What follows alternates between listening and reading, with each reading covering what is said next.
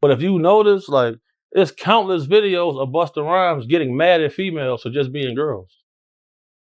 This girl touched him one time, he go crazy, throw a drink on her and everything. See what I'm saying?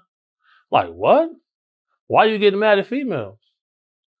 You go to these guys, they in the club, go to their section. It's all men in the section. Busta Rhymes is facing a wave of criticism. And what's making this moment stand out is where these stories are coming from. They aren't random comments from anonymous accounts.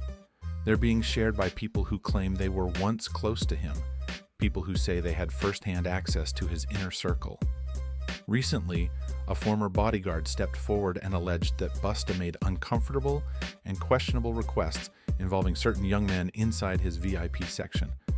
That claim alone was enough to set social media on fire almost instantly. Once that statement started circulating, people didn't look at it in isolation. Instead, they began connecting it to older rumors that had never fully disappeared. To a frenzy. They call them fun boys. They'll say, we gotta have some fun boys in the section for Busta. What about Busta Rhymes? I've definitely seen quite a few people not too happy about your story about Busta Rhymes. Ain't nobody saying nothing to me. I never heard of him. Model dude, like a model guy. He be doing like some rapping and stuff. His name Don Benjamin. I'm out with Don Benjamin. And the club we ended up going to, Busta Rhymes in there. Well, I knew about this like in 2012. I knew about this in 2012. Long-standing whispers about Busta's private lifestyle suddenly resurfaced, louder and more aggressive than before. For many, it felt like old conversations were being reopened at the worst possible time. Then, Orlando Brown added fuel to the situation.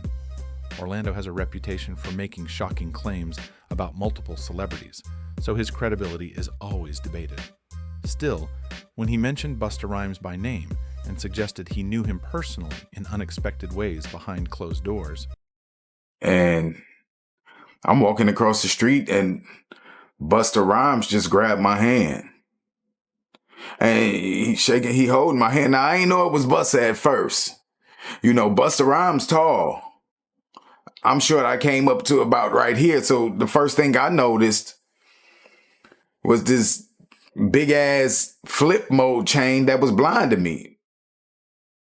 So I look at the chain and I'm like, and I look up, I'm like, oh, what's up, Busta? What's up? People paid attention. Whether you believe Orlando or not, the level of detail in his comments made headlines and reignited conversations that had been quiet for years. As if that wasn't enough, 50 Cent entered the picture with his trademark subtlety. He didn't make direct accusations, but he dropped comments that many interpreted as coded messages.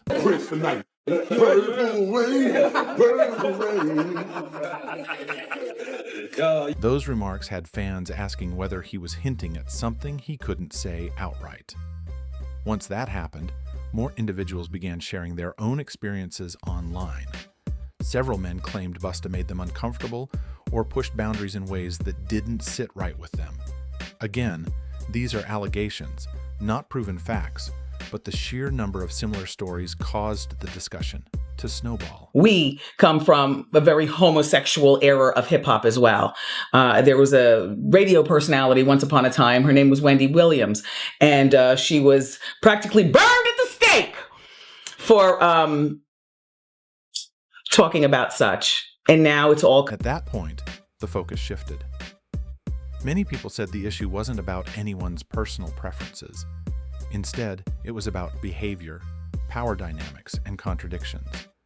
Critics argued that some artists present a hyper-aggressive image publicly, while allegedly moving very differently behind the scenes. That contrast is what made the conversation grow louder, especially when aggression entered the discussion. About those pictures of the dude pulling his pants down, and it looked like some gay act that was going on. He got on the phone. He said, let me tell you this.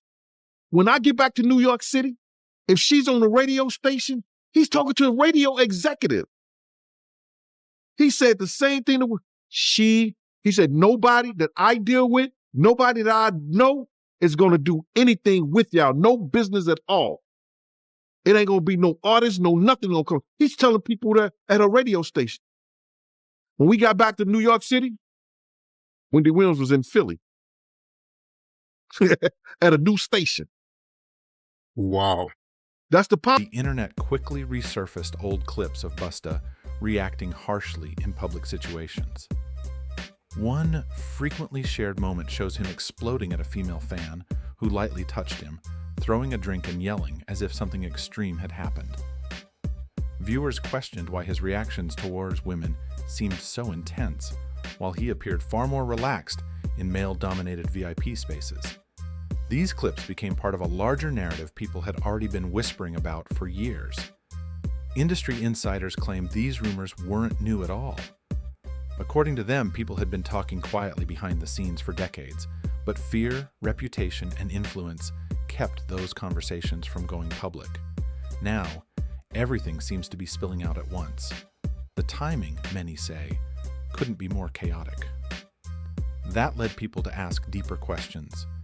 What exactly did Orlando Brown mean? What was 50 Cent really suggesting? Out to Wendy Williams, the first woman to uncover the homo thugs.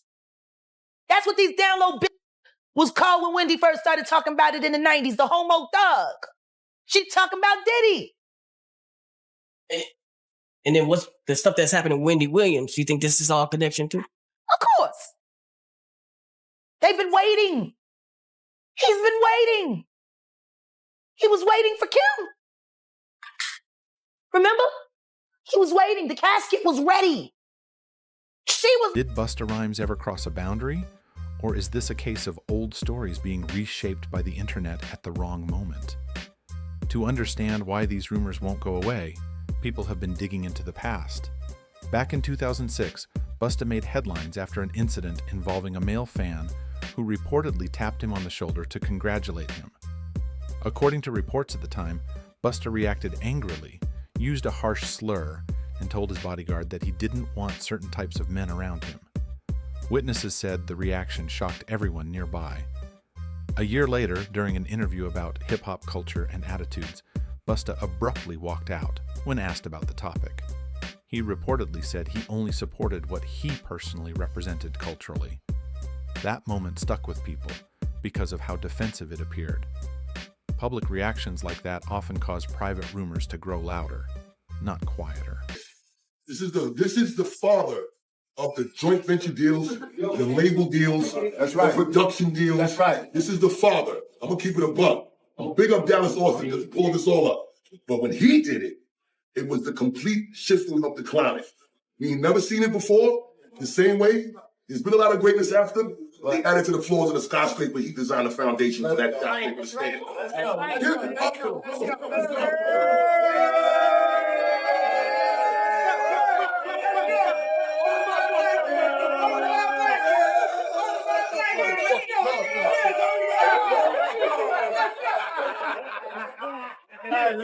By the early 2000s, whispers about Busta's personal life were already circulating within the industry.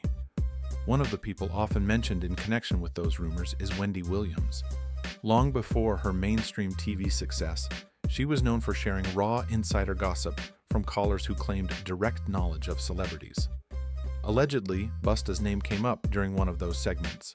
There was even a story about a caller claiming an encounter that ended with intimidation and silence. While that recording is no longer available, longtime listeners insist they heard it live. Wendy later made similar claims about other powerful figures, saying she had seen evidence that never became public. According to insiders, those comments led to major backlash and professional consequences for her. So, I'm walking, New York City, going to a club. It was Halloween weekend, everybody was out. And it was this party we was going to. Me, my boy, and his friend that had came in from Detroit.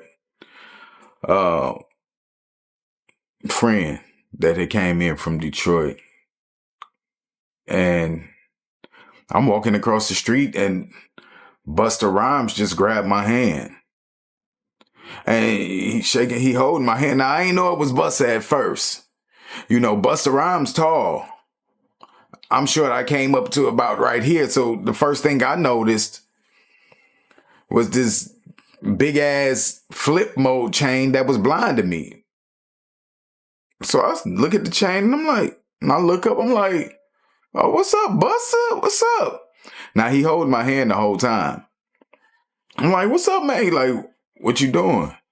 And I was like, oh, me and my people, we about to go to this club around the corner. What's up, man? You know, and then I noticed throughout my peripheral vision, the side eye, this big bodyguard in black. Just standing there, you know, looking around, you know, looked at me, you know, still looking around. Meanwhile, Busta still got my hand in his hand. More recently, Jaguar Wright brought those old conversations back into the spotlight. She claimed Wendy was one of the first people to openly challenge what she described as an industry culture built on intimidation and secrecy.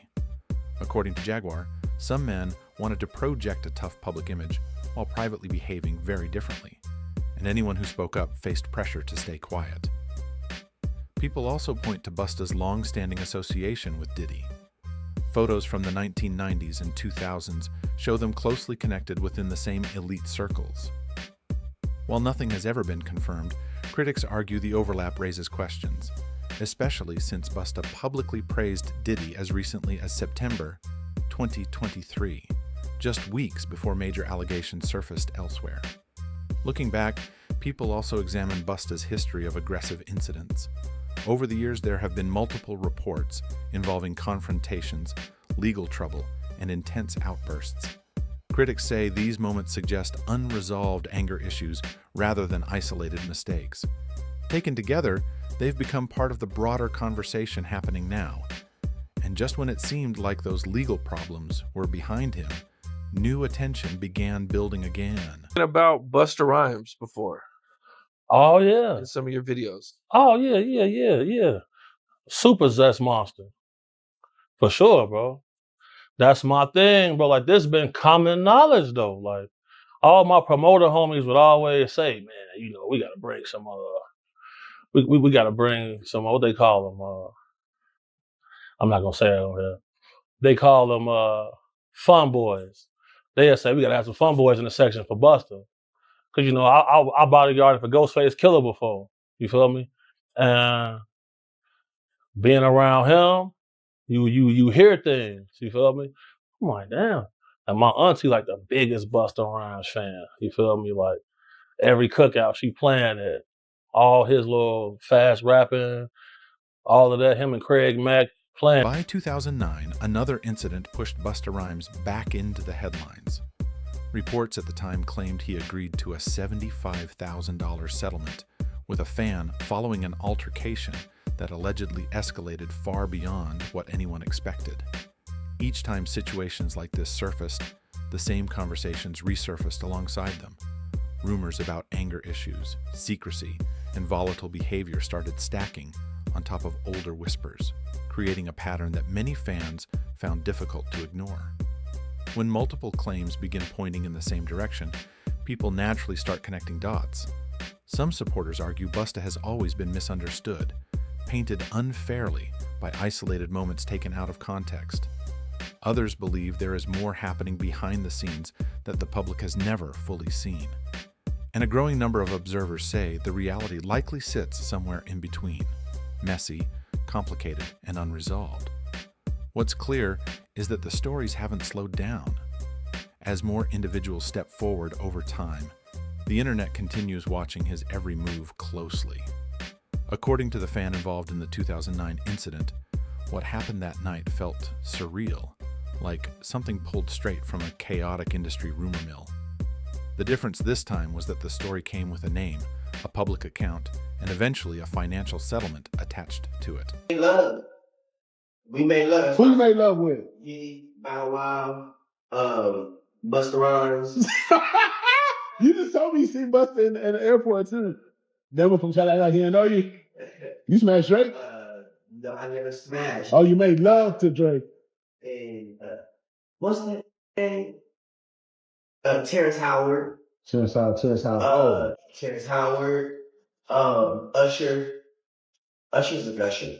And Why you not having no hoes? I'm telling you, bro, it's my dad's friends. My dad sent his best friends on me. Who's your dad? Lucifer. The fan claimed the situation began over something simple, trying to leave a venue early. He said he hadn't even come specifically to see Busta perform. His original plan was to watch another artist, Fabulous, but when that performance never happened, he decided to exit once Busta's set wrapped up. According to his account, that decision alone shifted the energy in the room.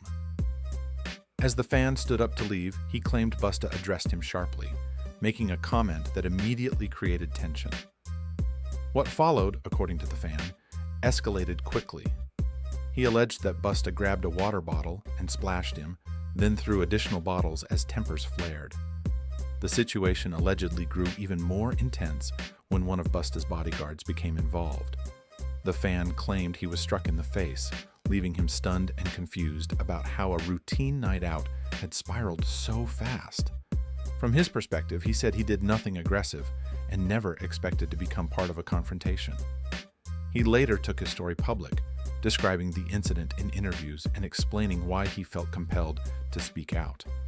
The reported $75,000 settlement became a key detail that made many people pause. To critics, that figure suggested the situation behind the scenes may have been more serious than initially portrayed. And this wasn't the only time Busta's temper made headlines. When people looked back, they noticed a history of confrontations that, when viewed together, began to form a larger narrative. That's when another voice entered the conversation and shifted things even further. A former bodyguard, known publicly as Big Homie CC, began sharing details about his time working around Busta. Bro, on my soul, I'm out with a group of people. At this time, I was with Don Benjamin. You familiar with him? No, never heard of him. Model dude, like a model guy. He be doing like some rapping and stuff. His name Don Benjamin. I'm out with Don Benjamin. And the club we ended up going to, Busta Rhymes in there. So it was a little lawyer guy that was with us. And the little lawyer guy we was with, you know, he was a gay dude, super cool, feel me, good guy. Bro, Busta Rhymes wanted him in his section so bad. Like, what? Pulled him to the section, like through the rope, and tucked him off in the corner. So I'm looking like, well, he ain't come with us. Well, I know he was in the little group. So if I go out with somebody, like a group of people, I try to make sure everybody get there together and leave together. No, he stayed with them. He stayed in there with them, bro. For sure, bro.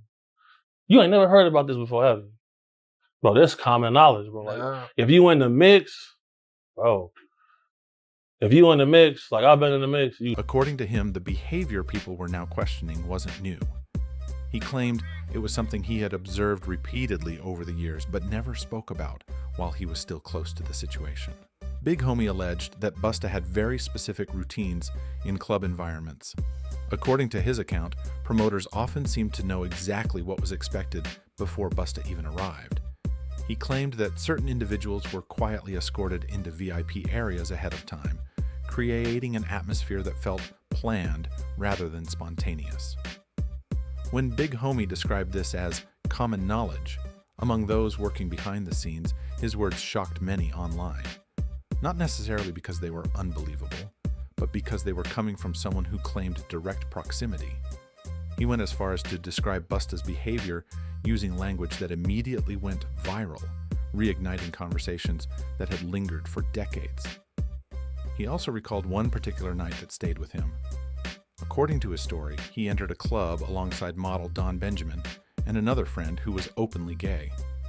The way the situation unfolded that evening, he claimed, left a lasting impression on him and raised questions he couldn't easily shake. According to Big Homie, the moment Busta noticed that man, everything shifted. He said Busta immediately locked in on him, no hesitation. Big things that made its rounds all over the internet, went completely viral, was some things you had to say about Diddy. Oh, yeah. And there was also, shortly after that, there was an old video that was kind of going viral.